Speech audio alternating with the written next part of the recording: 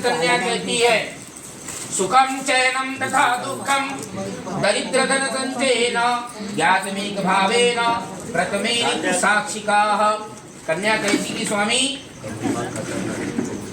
कि पहले के जमाने में पहले के समय जब हमारा विवाह नहीं हुआ था तो आप हवन पूजन या कोई सत्यनारायण का पूजन हो या कोई तप कर रहे हो या कोई मंदिर में जा रहे हो, पहले आप मन के राजा थे, अकेले हवन में बैठते थे, अकेले पूजन करवाते थे और अकेले व्रत करते थे, अकेले तीर्थ करते थे।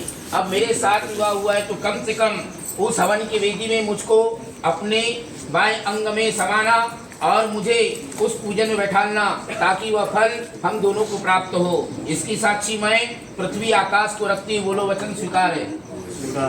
दूसरा वचन कन्या कहती है बालाचेवं युवानम अवस्थामृत संभवेन ज्ञातमेक भावेन तृतीयो विष्णु साक्षिका।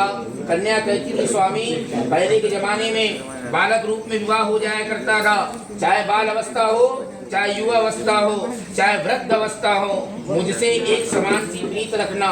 किसी को गुरु बनाना हो या ब्राह्मण के कहे अनुसार चलना हो या कोई व्रत करना हो या दान करना हो या कोई तप करना हो, पहले आप मन के राजा थे, अपने मन से ये सब सारी चीजें किया करते थे। अब मुझसे विवाह हुआ है तो कम से कम मुझसे सलाह लेकर व्रत करना, तप करना और इत्यादि दान करना इत्यादि गुरु बनाना, इसकी साक्षी मैं सूर्य चंद्रमा को रखती हूँ। बोलो वचन स्वीकार है। तीसरा वचन कन्या कहती है अधर्म धर्म कामाक्ष मोक्ष चैव चतुष्ट ग्रहे दिए च महादेवेन विष्णु साक्षिकाः। कन्या कहती स्वामी चाहे जमीन हो, जायदाद हो, प्लाट हो, फ्लैट हो, खेती हो, बाड़ी हो, जंगल हो, बगीचा हो, चाहे आपका कमाया हुआ हो चाहे दादा परदादा का क्यों ना हो, पहले आप मन के राजा थे, अपने मन से जमीन जायदाद खरीदते थे, बेचते थे। अब मेरे साथ विवाह हुआ है तो कम से कम मुझसे सलाह लेकर के खरीदना भी और बेचना भी। इसकी साक्षी मैं 5 पांडव त्रिदो को रखती हूँ। बोलो वचन स्वीकार है।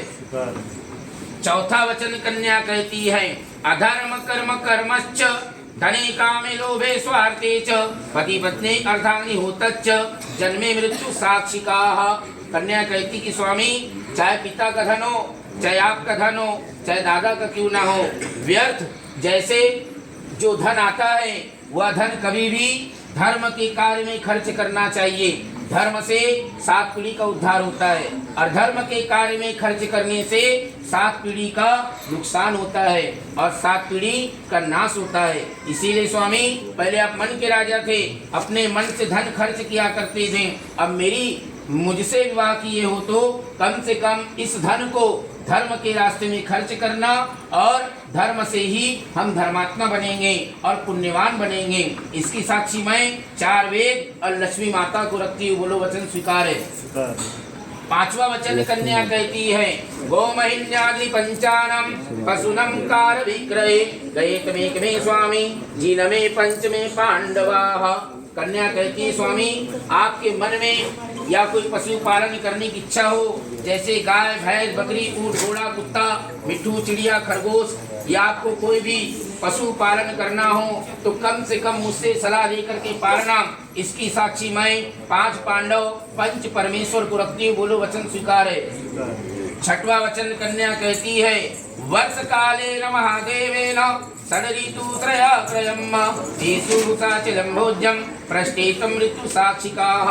कन्या कहती स्वामी 1 साल में 12 महीने होते हैं, 6 ऋतु होती हैं। कई ऋतुएं ग्रीष्म ऋतु, वर्षा ऋतु, शरद ऋतु, बसंत ऋतु, अनेक प्रकार की ऋतु में अनेक प्रकार के मौसम आते हैं। पहले आप मन के राजा थे, बाजारों से फल फूल सब्जियां अकेले लाया करते थे। अब मुझसे विवाह किए हो तो कम से कम हर मौसम में जो भी फल फूल सब्जियां लाओगे तो मुझसे सलाह लेकर के लाना। इसकी साक्षी मैं 6 ऋतु 7 समुद्र को रखती हूँ। बोलो वचन स्वीकार है। 7वां वचन कन्या कहती है अन्य ग्रहे सखी संगे यदि तिष्ठाभ्या प्रथम अपराध क्षमा धृत सतमे ऋतु साक्षिकाः। कन्या कहती स्वामी यदि मैं अपनी सहेली सखी के साथ बैठी हूँ, उस समय हमसे या मेरे से कोई गलती हो जावे, अपराध हो जावे, तब हमें हमारी सहेलियों के सामने डांटना नहीं, दंडित नहीं करना। यदि आप हमारे सखी सहेलियों के सामने या परिवार के सामने में डांटोगे या ताना मारोगे या दंडित करोगे तो हमारी सहेलियां आपके नाम से ताना मारेगी, सो हमें अच्छा नहीं लगेगा।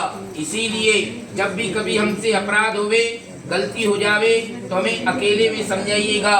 इसकी साक्षी मैं 7 ऋषि, 7 समुद्र, 7 पर्वत को रखती हूँ। बोलो वचन स्वीकार है। बोलो भैया ओम अहम परमेश्वर परमात्मा गुरुवतारा रात्रि वेला अथ ब्रह्म मुहूर्त निमित्त में पत्नी स्वीकार करिष्यते। नमो नमः। वो चावल को यहाँ छोड़ो, कलश में दिए वाले